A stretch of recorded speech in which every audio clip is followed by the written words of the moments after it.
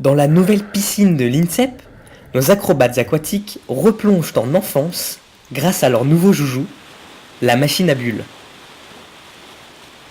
Les bulles, c'est de l'air à haute pression qui est envoyé par des canalisations qui passent sous la piscine de plongeon et qui en fait, d'où leur nom, créent des grosses bulles qui permettent de créer un coussin d'air en fait entre le corps du plongeur et l'eau de la piscine.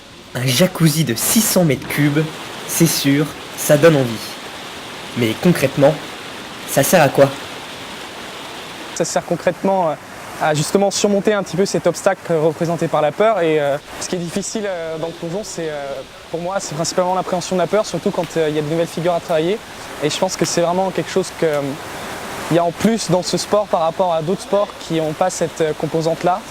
Et c'est quelque chose qui rajoute vraiment de la difficulté dans le ressenti que j'ai du plongeon.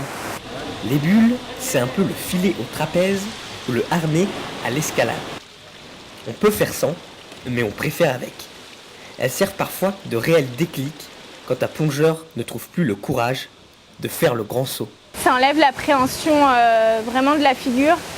Alors ça peut être un outil d'accélération, on va dire, de la performance. Je connais une personne où, en fait, qui avait eu un blocage. En fait, elle s'était perdue dans son plongeon, du coup elle s'était fait mal. Et en fait, elle n'osait plus aller se faire ce plongeon, et le fait qu'il y ait les bulles, et ben ça a permis d'enlever cette peur et de refaire cette figure plus facilement. Ah, c'est pas mal ça. Vous l'aurez compris, amateur ou professionnel, bulle ou pas bulle, l'important, c'est de se jeter à l'eau. Mademoiselle Bulle.